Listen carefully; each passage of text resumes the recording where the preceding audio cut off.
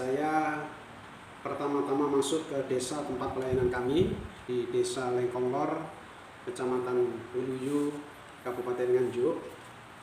Saya tadinya pelayanan di tempat lain. Lalu saya ditawari oleh seorang hamba Tuhan senior, mungkin Bapak Ibu pernah tahu, Ibu Yesilan. Ditanya, Barnabas, kamu mau melayani di Lengkonglor di Uluyu? Oh ya tante, kenapa? Di sana itu ada jemaat baru, tetapi bukan baru murni. Dulu pernah ada gereja, tetapi bubar sekitar tahun 68 menurut ceritanya. Jadi saya datang untuk memungut puing-puing yang berserakan, saudara. Saya ikut ibadah, waktu itu ada teman yang masih merintis itu melayani. Saya lihat yang kebaktian kok orang laki-laki semuanya, dan pakai sarung semua, bukan sarung bebetan seperti santri begitu, tapi sarung hanya untuk sekedar menutup aurat saja kelihatannya, supaya kalau kencing udah kelihatan begitu. Terus habis kebaktian kok masih merokok semuanya. Saya jadi terbeban, maka saya katakan kepada Ibu Lans tersebut, baik tante, saya bersedia. Saudara, awal tahun 1982 saya masuk ke Lengkonglor ini dan melihat jemaat itu 30-an orang. Tetapi habis kebaktian merokok semua. Lalu saya kenalan, saya kunjungi dari rumah ke rumah.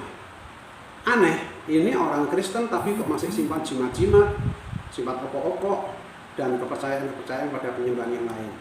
Saya layani, saya bimbing, saya ajari mereka untuk melepaskan semuanya. Ada yang mau bertobat, ada yang malah mundur, saudara, karena lebih berat dengan berhalanya. Akhirnya terbentuklah jemaat, tapi belum ada gereja. Kami masih numpang kebaktian di rumah jemaat. Waktu itu Pak Carik yang dia masih menjabat carik pada waktu itu.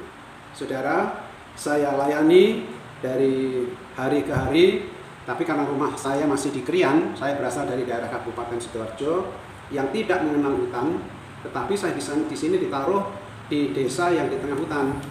Jadi kalau mau keluar kemana-mana pasti lewat hutan. Yang jalannya bagus itu 8-10 kilo itu hutan jati yang lebat. Saya berpikir, wah bagaimana kalau saya harus pulang malam? Saudara, Tuhan itu ajaib. Saya takut untuk lewat hutan, tapi harus melayani desa di dalam hutan. Akhirnya saya berdoa. Ada orang dari desa tempat saya ini yang cerita bahwa di tengah-tengah hutan itu ada jembatan, namanya jembatan Cumpleng. Itu seringkali ada memedi, dan memedi itu kadang-kadang muncul lalu menghadang orang yang lewat. Hati saya sempat takut, saudara, tapi saya berpikir, kalau saya percaya Tuhan Yesus, kenapa saya harus takut? Lalu saya beranikan diri, saudara. Satu kali jam 2 pagi harus keluar karena ada acara di luar kota. Saya naik dengan sepeda motor, dengan dak-dikduk hati saya berdoa. Karena tidak tahu bagaimana harus berdoa, saya berbahasa roh saja. Saya berbahasa roh, berdoa, Tuhan, saya percaya bersama dengan Engkau, dan bisa terus memuji, menyembah dalam bahasa roh. Ternyata setan itu tidak ada, memedi itu tidak ada. Berkali-kali saya lewat juga tidak pernah ada memedi, walaupun yang katanya jembatan Cumpleng itu angker, tetapi saya tidak pernah melihat sesuatu dan tidak pernah ditakuti.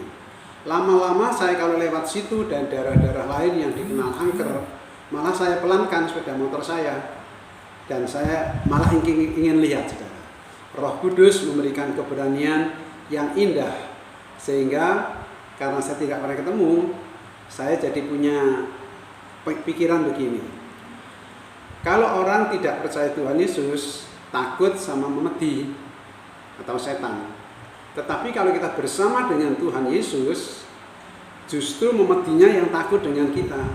Puji Tuhan, saudara, sampai hari ini sudah 40 tahun saya di sini, belum pernah setan itu berani dekat-dekat. Sekarang jemaat yang kami layani sungguh-sungguh bertobat, ya mungkin ada 1-2 juga yang masih setengah bertobat, ada 18 orang.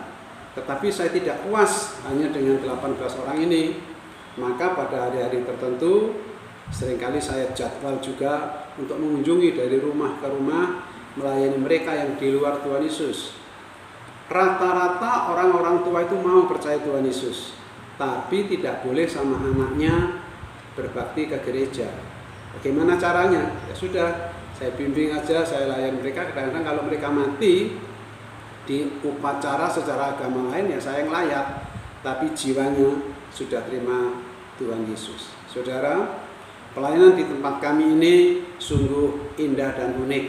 Dari tidak punya tempat ibadah gereja, sekarang sudah punya tanah sendiri, ada pastori, ada gereja. Mulanya tanah kosong yang kami doakan itu tidak boleh dibeli, walaupun orang ini sudah transmigrasi ke Kalimantan.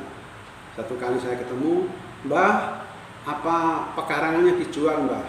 Dijawabnya singkat aja, "Boten badhe kula paringaken anak putune, tidak saya memberikan kepada anak cucu saya." Sudah toh. Tapi tidak lama kemudian orangnya datang. "Kula nuwun, permisi." Belum saya suruh masuk dia sudah minta maaf, "Pak, sebenarnya saya jual tanah itu, tetapi kok tidak enak saya tawarkan orang lain, uangnya kurang." Sudah Pak Barnabas beli aja. Saudara, akhirnya tanah itu bisa kami dirikan pertama-tama pastori campur kebaktian, dan sejak tahun 1992 ada berkat kami bisa dirikan satu tempat ibadah. Bentuknya sederhana, rata-rata rumah di daerah sini adalah dinding kayu, maka saya tidak mau membuat dinding tembok supaya tidak terlalu jomplang gitu dengan masyarakat. Kami pakai tembok setengah badan dan atasnya dari papan kayu, sampai sekarang bisa bertahan dengan baik. Terima kasih, Tuhan memberkati.